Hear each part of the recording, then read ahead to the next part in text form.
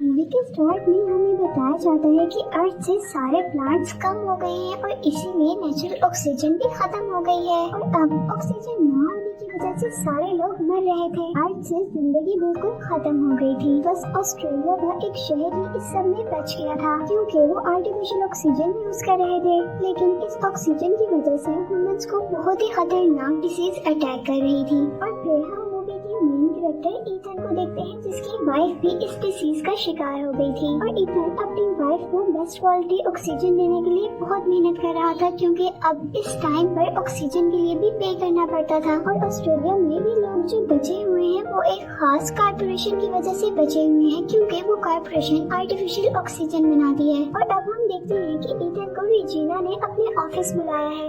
Regina oxygen बनाने वाली company की सीटीओ और एक रिसर्चर थी जो ईथन को अपने पास बुलाकर बताती है कि दुनिया में अगर इसी तरह ये बीमारी फैलती रही तो सारी दुनिया बहुत जल्दी खत्म हो जाएगी। और वो कहती है कि तुम ही हो जो इस दुनिया को बचा सकते हो। ईथन रेजिना की बातों से बहुत ज्यादा कंफ्यूज हो जाता है, इसीलिए रेजिना ईथन को एक लैब में लेकर जाती है। ईथन के साथ ईथन का एक फ्रेंड भी था और लैब में जाने पर उन्हें एक टाइम मशीन दिखाई जाती है और यहाँ ईथन को बताया जाता है कि ये टाइम मशीन ईथन के फादर ने बनाई। और रेजिना कहती है कि इस मशीन को सिर्फ तुम ही चला सकते हो क्योंकि तुम्हारे हाथ में इस मशीन का एक पार्ट उस वॉच की शक्ल में है जो तुम्हारे डैड ने तुम्हें दी थी। वॉच के बारे में सुनते ही ईथन को याद आया था कि जब बचपन में उसके डैड ने उसे ये वॉच दी थी तो उसके हाथ से बहुत ज्यादा ब्लड आया था और ये वॉच उसी के हाथ में फिक्स हो गई थी। लेकिन इस वॉच के बारे में ईथन को अब से पहले कुछ नहीं पता था और अब ईथन को बताया जाता है कि इस टाइम मशीन से एक मैसेज रिसीव हुआ है जो कि फ्यूचर से आया है और मैसेज में तुम्हें 400 साल आगे भेजने यानी फ्यूचर में भेजने की बात हो रही है। और यहाँ लैब के डॉक्टर ईथन को ये भी बताते हैं कि हमें पता चला है कि अब से 400 साल बाद ये दुनिया दोबारा पहले जैसी हो गई है, यानी वहाँ प्लांट्स और ऑक्सीजन है और वहाँ का क्लाइमेट भी बिल्कुल नॉर्मल है, यानी वहाँ का एनवायरनमेंट अब दोबारा इंसानों के रहने के काबिल है। और वो कहते हैं कि तुम्हें तुम्हारे फादर की एक्सपेरिमेंट के अकॉर्डिंग वहाँ जाना है और वहाँ से ऑक्सीजन और प्लांट को कलेक्ट करके यहाँ तक लाना है, यानी तुम फ्यूचर से ऑक्सीजन और प्लांट को कलेक्ट करके पास्ट में भेजोगे जिससे हम यहाँ पर दोबारा लाइफ स्टेबल कर लेंगे। ईथन को लग रहा था कि ये सब लोग मिलकर ईथन के साथ कोई गेम खेल रहे हैं और अगर ऐसी कोई सिचुएशन सच में है भी तो ईथन नहीं जाना चाहता था क्योंकि उसकी वाइफ बीमार थी। लेकिन साइंटिस्ट को लगता था कि अगर सच में ईथन वहाँ फ्यूचर में चला जाए तो वो इस वर्ल्ड को ठीक कर सकते हैं। और इसके बाद हम देखते हैं कि ईथन अब अपने फ्रेंड जूड के साथ है जो उसे फ्यूचर में जाने के लिए मना रहा है। लेकिन ईथन नहीं जाना चाहता था क्योंकि वो अपने फादर जैसा नहीं बन सकता था जो अपने प्रोजेक्ट के लिए अपनी फैमिली यानी ईथन और उसकी मदर को छोड़कर चले गए थे। और फिर ईथन की मदर के डेथ के बाद से ही जूड ने एक बड़े भाई की तरह ईथन का ख्याल रखा था। ईथन अपने फादर की तरह अपनी वाइफ को छोड़कर नहीं जाना चाहता था, लेकिन जूड उसे समझाता है कि तुम्हारी वाइफ बीमार है और उसे ठीक करने का सिर्फ एक यही तरीका है कि तुम फ्यूचर में जाकर प्लांट्स को यहाँ तक लेकर आओ जिससे यहाँ का एनवायरनमेंट दोबारा ठीक हो जाएगा और तुम्हारी वाइफ भी ठीक हो जाएगी। और घर जाने पर जब ईथन ये सारी बातें अपनी वाइफ के साथ शेयर करता है तो वो भी उसे फ्यूचर में जाने के लिए इंसिस्ट करती है, हालांकि वो नहीं चाहती थी कि ईथन फ्यूचर में जाए, लेकिन वो फिर भी सभी लोगों के लिए ये सब करना चाहती थी। अब नेक्स्ट मॉर्निंग बहुत ज्यादा सोचने के बाद ईथन रेजिना के पास जाता है, उसे कहता है कि मैं जाने के लिए तैयार हूँ लेकिन मेरी एक शर्त है कि अगर आप लोग को क्योर मिल गया तो आप लोग सबसे पहले मेरी वाइफ को ठीक करोगे। और अब ये बात रेजिना मान जाती है और इसके बाद ईथन के फ्यूचर में जाने की तैयारी होना शुरू हो जाती है, जहाँ लैब में ईथन को एक सूट दिया जाता है जो उसे मशीन में जाने से पहले पहनना था। और इस सब के बाद ईथन जब उन लोगों से आगे का प्लान पूछता है तो उनके पास कोई आंसर नहीं था। उनको इस बात का नहीं पता था कि ईथन को फ्यूचर में कौन मिलेगा या वो वापस कैसे आएगा। यहाँ तक कि उनको ये भी बिलीव नहीं था कि ईथन उन प्लांट्स को यहाँ तक ला पाएगा भी कि नहीं।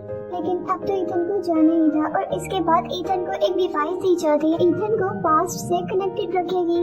फाइनली ईथन को मशीन में बिठा दिया जाता है और वो लोग टाइम सेट करके मशीन को ऑन कर देते हैं। यहाँ लैब में तो मशीन के चलने के बाद रेडियो वेव्स का एक ब्लास्ट होता है जबकि मशीन के अंदर ईथन बहुत तेजी से मूव कर रहा था और आखिर वो आसमान से होता हुआ अब एक अननोन जंगल में आकर गिर जाता है। हवा में बहुत तेजी से मूव करने की वजह से ईथन के सूट को आग लग जाती है, जिसे वो जल्दी से नीचे आकर उतार देता है। और इस सब के बाद अब वो अपने इर्द गिर्द देखता है जहाँ ये दुनिया दोबारा पहले जैसी हो गई थी। ईथन अब नेचुरल ब्यूटी और ऑक्सीजन को एंजॉय कर रहा था और थोड़ा आगे जाने पर उसे एक स्केलेटन नजर आता है जिसके हेड पर बुलेट का निशान था। और जब वो उस स्केलेटन की ड्रेस से नींद पड़ता है तो बहुत ही ज्यादा परेशान हो जाता है, क्योंकि वो उसी का स्केलेटन था। और फिर ईथन को यहाँ से वो डिवाइस भी मिलती है जैसी डिवाइस साइंटिस्ट ने उसे दी थी। ये सब देखकर ईथन बहुत ज्यादा डर गया था और उसे कुछ समझ नहीं आ रहा था। यहाँ उस स्केलेटन के हाथ में भी बिल्कुल सेम ईथन जैसी ही वॉच थी, लेकिन फर्क सिर्फ लाइट का था। स्केलेटन की वॉच में ग्रीन लाइट थी, लेकिन ईथन की वॉच में रेड लाइट थी जैसे उसने बचपन से देखी थी। और ये चीज उसे थोड़ा सा कंफ्यूज कर गई थी। यहाँ ये सब देखते हुए रात हो जाती है और ईथन रात गुजारने के लिए फायर बनाता है और कुछ बेरीज को ऐसा फूड यूज करता है, लेकिन ये बेरीज पॉइजनस थी जिसकी वजह से ईथन की तबीयत खराब हो जाती है और ईथन बेहोश हो जाता है। और ईथन की तबीयत के बारे में उस डिवाइस की हेल्प से लैब में पता चल जाता है। अब जब ईथन होश में आता है तो उसके पास उसका फ्रेंड जूड था, जिसे ईथन को बचाने के लिए पास्ट में भेजा गया था ताकि वो अपना मिशन पूरा कर सके। उसके बाद ईथन और जूड को कुछ आगे जाने पर एक डोर नजर आता है और अब हम देखते हैं कि ईथन का स्केलेटन जो हमने पहले देखा था वो अब इस डोर के आगे था। तो हम अंदाजा लगा सकते हैं कि पास में जरूर कुछ चेंज हुआ था। लेकिन उसी दौरान वहाँ से एक स्कैनर निकल कर आता है और ईथन की आई को स्कैन करके वहाँ का डोर ओपन हो जाता है और उस डोर के अंदर जाने पर उन्हें पता चलता है कि ये वही लैब है जहाँ से उन्होंने स्टार्ट किया था। जूड ये सब कुछ देखकर बहुत ज्यादा एक्साइटेड हो गया था, क्योंकि अब उनके सामने टाइम मशीन थी जिसकी हेल्प से वो दोबारा पास्ट में जा सकते थे। लेकिन उनको टाइम मशीन के ऊपर एक टाइमर मिलता है जिससे उनको पता चल जाता है कि ये लैब डीएक्टिवेट होने के 4 घंटे बाद खत्म हो जाएगी। और इस सिस्टम को इसलिए डिजाइन किया गया था ताकि कोई इस सिस्टम का गलत फायदा ना उठा सके। यहाँ ईथन एक होलोग्राम ऑन करता है जहाँ उसके फादर ने इस प्रोजेक्ट की डिटेल्स बताई हुई थी। अब उन्हें जल्दी जल्दी अपना काम करना था, यानी ऑक्सीजन और प्लांट्स को कलेक्ट करके वापस जाना था।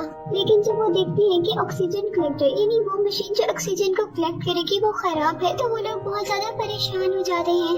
अब उन्हें इस मशीन को 4 घंटों के अंदर अंदर ठीक करके वापस जाना था। पर अब उनके पास टाइम बहुत ज्यादा कम था और यहाँ से बाहर जाने पर उन्हें पूरी सिटी प्लांट से कवर मिलती है और जगह जगह ह्यूमन स्केलेटन मिलते हैं, जिससे उनको पता चला था कि ह्यूमंस के यहाँ से एक्सटिंक्ट होने के बाद यानी खत्म होने के बाद ही ये सारी सिटी प्लांट्स में चेंज हुई थी, यानी इंसानों के जाने के बाद ही इस दुनिया का एनवायरनमेंट ठीक हुआ था। अब यहाँ ईथन फ्यूचर में अपने घर जाता है और अपने वाइफ के स्केलेटन को देखकर बहुत ज्यादा इमोशनल हो जाता है। और फिर ईथन को जो फ्यूचर डिवाइस मिली थी उसकी रिकॉर्डिंग ऑन करता है तो उसे पता चलता है कि जूड ही उसे शूट करेगा। और ये रिकॉर्डिंग जूड भी सुन लेता है और सच में उसे शूट करने के लिए गन निकालता है। लेकिन ईथन किसी तरह जूड को रोक लेता है और डिसाइड करता है कि वो मरने से पहले अपनी मशीन को ठीक करेगा। वो लोग अब लैब में दोबारा आते हैं जहाँ उनके पास 37 मिनट्स बाकी रह गए थे। यहीं पर ईथन लैब के बाहर अपने स्केलेटन को देखने जाता है कि क्या जूड को रोकने से उसका फ्यूचर चेंज हुआ है, लेकिन वो देखता है कि उसका स्केलेटन बिल्कुल वैसा और वहीं पर था, जिससे उसे पता चलता है कि फ्यूचर अभी चेंज नहीं हुआ। और अब वो फ्यूचर को जानना चाहता था, इसीलिए वो अपनी डिवाइस की बैटरी निकाल कर फ्यूचर की डिवाइस में डालता है, जहाँ उसे वो वीडियो नजर आती है जिसमें जूड ने उसे मारा था। और अब ये देखकर जूड उसे समझाता है कि हमारे बचने के चांस वैसे भी नहीं है और हम ऑक्सीजन कलेक्टर को ठीक करेंगे तो बहुत ज्यादा टाइम वेस्ट हो जाएगा। हमें इससे पहले ही इस टाइम मशीन में बैठकर वहाँ चले जाना चाहिए। लेकिन ईथन उसकी बात ना मानते हुए उसे एक रूम में लॉक कर देता है। लैब में आकर अपने फादर का रिकॉर्डेड होलोग्राम ऑन करता है और ये होलोग्राम उस दिन का था जिस दिन उसके फादर की डेथ हुई थी। और इस होलोग्राम में ईथन देखता है कि उसके फादर अपनी बनाई गई टाइम मशीन और दूसरी इन्वेंशन से मैनकाइंड को प्रोटेक्ट करना चाहते थे, लेकिन रेजिना उस मशीन को अपने काम के लिए यूज करना चाहती थी। क्योंकि रेजिना अपने मकसद में कामयाब न हो जाए, इसीलिए ईथन के डैड मशीन को ईथन के डीएनए से कनेक्ट कर देते हैं। इसी वजह से वो वॉच पहनने पर ईथन के हाथ से ब्लड आया था। लेकिन रेजिना हार मानने वालों में से नहीं थी, इसीलिए उसने जूड के साथ मिलकर ईथन के पेरेंट्स को मार दिया ताकि वो फ्यूचर में ईथन को अपने मकसद के लिए यूज कर सके। और ईथन ये सब देखकर बहुत ही ज्यादा डिस्टर्ब हो गया था कि जिसको उसने अपना भाई माना था उसी ने उसके पेरेंट्स को मारा था। यहाँ ईथन पर ये भी रिवील हो गया था कि वो इतने सालों से अपने फादर को गलत समझ रहा था, वो भी सिर्फ झूठ के कहने पर। और अब ईथन जीना को अपने मकसद में कामयाब होने नहीं देना चाहता था, इसीलिए वो टाइम मशीन को डिस्ट्रॉय करने वाला था, लेकिन तभी जूड आकर उसे रोक देता है और जूड उसे बताता है कि रेजिना ने मुझे इसलिए भेजा है कि जब ईथन वो डिफेक्ट ठीक कर रहा हो तो मैं ईथन को मार दूं। लेकिन जूड भी ईथन को अपने भाई की तरह ही समझता था, इसीलिए वो ईथन को मारने से पहले ही अपने आप को शूट कर देता है। और अब वो अपने फादर का मकसद पूरा करने के लिए काम कर रहा था। इसके बाद वो बहुत जल्दी से ही ऑक्सीजन कलेक्टर को भी ठीक कर देता है और सारे एक्सटेंडेड प्लांट भी टाइम मशीन में रखकर पास्ट में भेज देता है। यहाँ ईथन ने अपने फादर के मर्डर और रेजिना के प्लान की एविडेंसेस साथ भेजे थे, लेकिन वो खुद पास्ट में नहीं गया था। इससे रेजिना का सारा प्लान डिस्ट्रॉय हो गया था और रेजिना को अरेस्ट कर लिया गया। जहाँ ईथन अपनी वाइफ के लिए पास्ट में एक फ्लावर भी भेजता है और खुद फ्यूचर में टाइम मशीन को डिस्ट्रॉय कर देता है ताकि कोई इसका गलत यूज ना कर सके। और अब ईथन जब लैब से बाहर आता है तो उसे वहाँ पर कोई स्केलेटन नहीं नजर आता, जिससे उसे पता चल जाता है कि पास्ट चेंज हो गया है। उसकी इस अच्छे डिसीजन ने पूरे मैनकाइंड को सेव कर लिया। फिर फ्यूचर की ग्रीनरी को दिखाते हुए ये मूवी एंड हो जाती है।